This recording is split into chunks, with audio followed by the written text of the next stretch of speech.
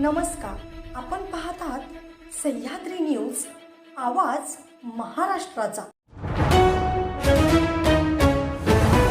महिला सक्षमीकरणाचा अजेंडा। करंजे जिल्हा परिषद गटातून सौ प्रियाताई सुनील पाटील निवडणूक रिंगणात।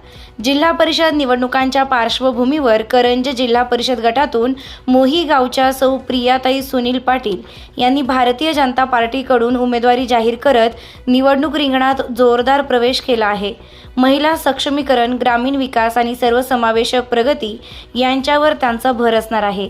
महिलांना आर्थिकदृष्ट्या स्वावलंबी बनवण्यासाठी स्वयंसहाय्यता गटांना बळकटी, लघु उद्योगांसाठी कर्ज व प्रशिक्षण तसेच शिक्षण व आरोग्य सुविधांचा विस्तार, शेतकरी महिलांसाठी विमा योजना व कौशल्य विकास कार्यक्रम राबविण्याची ठोस भूमिका त्यांनी मांडली आहे। सौ प्रियाताई पाटील या खानापूर घाट माथ्यावर गोरगरिबांचा कैवारी म्हणून ओळख असलेल्या सुनील दादा पाटील यांच्या पत्नी असून भाजप कार्यकर्ते असलेल्या सुनील पाटील यांचे आमदार गोपीचंद पडळकर यांच्याशी निकट संबंध आहेत।